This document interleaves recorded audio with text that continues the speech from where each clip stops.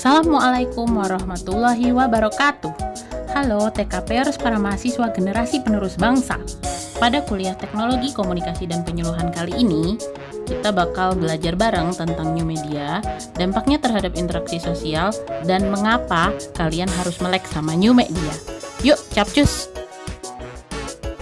Oke, jadi apa sih new media itu? Kenapa harus ada kata new-nya? Terus kalau ada bentuk media baru lagi, namanya jadi new kuadrat media atau gimana? Garing. Oke. Mungkin kalau kita dengar kata new media, kita langsung ingat sama YouTube, sosmed, game, podcast, artificial intelligence atau AI. Oke Google, di dekat rumah saya pengerjaan jalan sudah rapi atau belum? Kan nggak tahu rumah ente ya. Maaf, Kan- saya nggak mengerti. Ya iya. Nah, itu betul semua ya. Yang membedakan new media dan old media adalah sifat digital dan interaktif. Digital itu memiliki arti yakni cara-cara intinya bukan hard copy. Jadi secara sederhana, new media adalah bentuk media yang proses distribusinya bergantung pada komputer. Sedangkan interaktif adalah keterlibatan pengguna yang semakin kuat pada konten ataupun konsumsi media. Bahasa canggihnya, user-generated content. Nggak bisa bahasa Inggris. Sifat interaktif ini mendorong pengguna ketagihan saat pakai new media. Entah karena kita bisa langsung balas-balasan komen sama pengguna lain, atau rekomendasi video di YouTube yang kok nyambung banget ya sama interest kita. Tapi perlu diingat ya, definisi new media bukan cuma berhenti pada masalah distribusinya aja. Istilah new juga digunakan untuk mengungkapkan dampak dari new media itu sendiri. Menurut Lister et al. Tahun 2009, makna new mengacu pada adanya dampak yang begitu besar akibat munculnya berbagai jenis media komunikasi baru. Ada 5 jenis dampak dari new media yang akan saya jelaskan dalam video ini. Dampak yang pertama dari adanya new media adalah adanya pengalaman baru dalam mengkonsumsi media. Contohnya nih, dulu kalau kita mau belajar budidaya sayur, kita harus pergi ke toko buku dulu, beli buku, terus pas dibuka ya isinya cuma teks dan gambar aja. Nah sekarang, tinggal ke YouTube juga udah banyak tuh video-video tentang budidaya sayur. Kita lihat di sini bahwa ada perubahan dari cara mengkonsumsi medianya yang tadinya cuma visual aja nih, teks dan gambar doang, menjadi audiovisual. Ya, ada gambar bergerak, terus ada suaranya juga.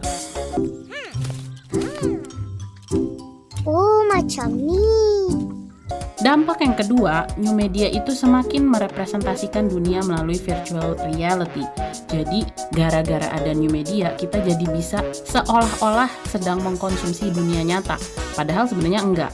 Contoh paling gampangnya ya Zoom meeting. Tanpa harus ketemu fisik, melalui video conference, kita berasa lagi bareng-bareng. Atau contoh lainnya Street View di Google Map. Hanya melalui layar HP kalian atau layar laptop kalian bisa tahu kondisi nyata di suatu tempat tanpa harus benar-benar ke sana. Contoh lain lagi nih, game. Game itu juga sebenarnya berusaha untuk merepresentasikan dunia.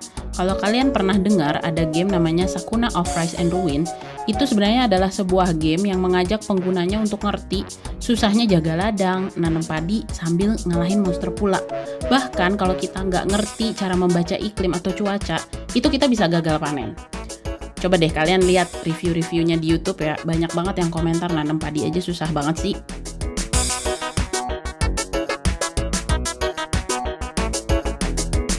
Dampak yang ketiga adalah adanya bentuk interaksi baru antara pengguna teknologi media. Misalnya nih, untuk ekspresi nonverbal sekarang kita bisa pakai emoticons, pakai GIF, atau pakai meme, atau stiker ya kalau di WhatsApp. Contoh lainnya bisa juga fitur survei atau poll di sosial media. Jadi tanpa harus datang ke pengguna satu-satu atau nelponin satu-satu, kita cukup bikin post di sosial media kita, lalu kita udah dapat data. Dampak yang keempat, kita jadi punya pengalaman baru untuk memikirkan ulang identitas kita sebagai seorang individu. Di sini maksudnya, new media bisa membuat seseorang mulai mempertanyakan kembali, siapa saya? Siapa role model saya? Budaya manakah yang akan saya ikuti? Kehidupan seperti apakah yang akan saya jalani? Contoh paling gampangnya nih, kita lihat betapa menjamurnya budaya Korea di Indonesia.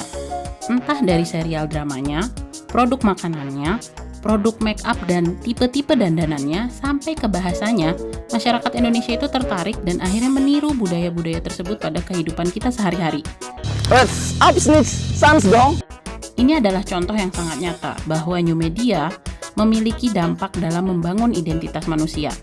Nah, dalam konteks komunikasi pembangunan dan penyuluhan, kita bisa aja memanfaatkan new media untuk membangun identitas para petani muda dengan pesan misalnya, mereka bisa menjadi agen untuk merubah pertanian di Indonesia.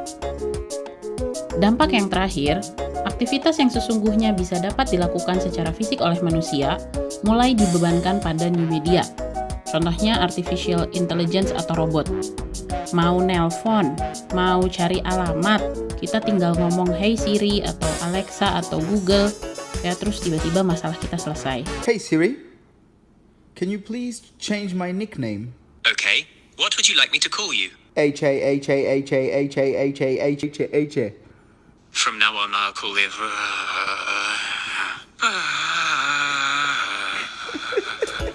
Nah, kalau dalam konteks pertanian, misalnya penggunaan drone untuk melakukan pemetaan desa dengan lebih presisi. Nah, masalah data presisi ini sudah banyak ya dikembangkan oleh IPB. Kalian coba cari sendiri. Nah, tapi semua dampak-dampak ini nggak akan muncul kalau tidak ada 1. Industrinya, dan 2. Tidak berkelanjutan. Maksud dari ada industrinya adalah ada tim yang mengelola agar new media ini terus digunakan, dikembangkan, terus membuat inovasi ataupun konten baru, dan terus melakukan survei untuk tahu kebutuhan pengguna. New media diproduksi agar pengguna make terus-terusan, bukan cuma pakai sekali. Kalau new media diarahkan cuma untuk dipakai sekali, ya nggak akan ada perubahan yang bisa diharapkan. Gampangnya, nggak mungkin kan kalian bikin video pembelajaran buat petani sekali doang, terus ngarep ada perubahan. Tentu kalian harus bikin konten lagi dan lagi dengan mempertimbangkan kebutuhan peserta belajarnya supaya beneran memberikan dampak, entah itu perubahan pengetahuan, sikap, ataupun keterampilan. Saya mau ceritain satu contoh nyata penerapan new media.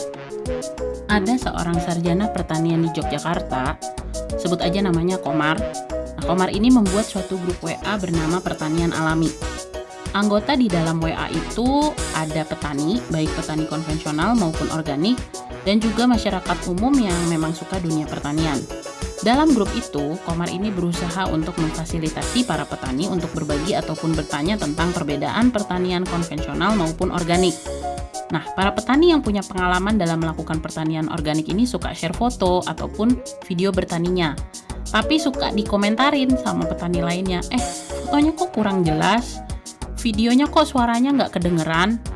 Kok saya nggak bisa lihat ya tahapan pas bikin pestisida alaminya? Ada juga yang nanya, ada nggak foto yang memperlihatkan perbedaan produk konvensional sama organik? Nah, dari sini kita lihat bahwa melalui WA ada proses belajar supaya si petani senior ini bisa memberi bahan pembelajaran yang lebih baik. Nggak sampai situ, dalam grup WA ini pasar pertanian pun terbentuk.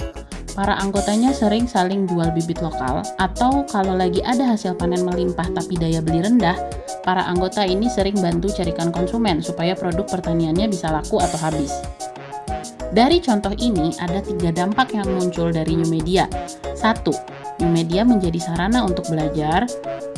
2. Membangun hubungan baru yaitu jaringan jual beli. 3. Meningkatkan kesadaran tentang pertanian organik. Nah, contoh nyata ini bisa jadi inspirasi buat kalian, para TKPers ataupun anak-anak KPM. Setelah ngambil mata kuliah ini, kalian jadi punya pandangan bahwa new media dapat dimanfaatkan untuk mendukung pembelajaran yang mendorong perubahan perilaku dan sosial. Bukan berarti para lulusan SKPM ini harus bisa bikin atau buat new media ya, tapi kalian bisa memanfaatkan dampak-dampak new media yang sudah saya jelaskan tadi.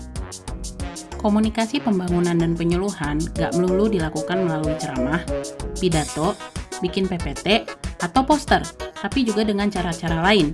Misalnya nih, saya punya contoh yang bisa menginspirasi teman-teman semua.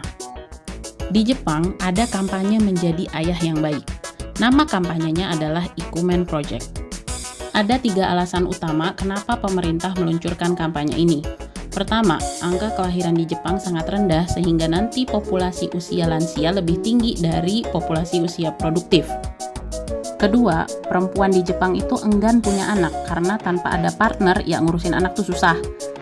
Ketiga, suami itu nggak bisa ngurus anak karena mereka selama ini harus loyal sama urusan kantor. Bahkan di luar jam kerja pun mereka harus nyempetin datang ke pertemuan-pertemuan kantor di bar, dan nyampe rumah ya udah setengah sadar karena mabok. Jadi ya kapan mau ngurusin keluarganya? Salah satu bentuk kampanye yang dilakukan pemerintah Jepang adalah dengan memproduksi dorama-dorama atau serial drama Jepang yang ditayangkan pada TV lokal maupun secara streaming. Drama-drama ini difokuskan pada komunikasi keluarga dan dititik beratkan pada peran ayah yang nggak cuman kerja melulu, tapi juga ikut ngurusin keluarga. Kalau kalian mau nonton dramanya, silahkan cari drama dengan judul Usagi Drop dan Zanken Girls. Memang saat ini dampaknya masih terbatas sekali, tapi ini bisa menjadi ide-ide pemanfaatan new media untuk pembangunan dan penyuluhan keluarga. Hal yang perlu diingat dalam memanfaatkan new media adalah tidak semua orang memiliki preferensi new media yang sama, dan tidak semua orang memiliki akses yang sama terhadap new media. Memilih new media juga harus menggunakan logika berpikir. Untuk tahu new media mana yang paling tepat untuk anak muda, orang tua, penduduk di desa, maka kita harus melakukan penelitian. Cari data yang benar. Apa sih preferensi mereka? New media apa yang bisa mereka gunakan? Dasar memilih media bukan karena masalah mutakhir atau canggihnya, tapi bisa dipakai atau enggak dan berguna atau enggak untuk pesertanya.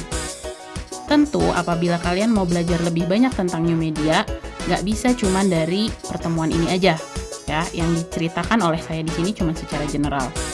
Semoga video ini bermanfaat ya TKPers dan menginspirasi kalian untuk semakin memahami new media dan manfaatnya dalam komunikasi dan penyuluhan. Sampai jumpa kembali pada perkuliahan berikutnya ya. Dah.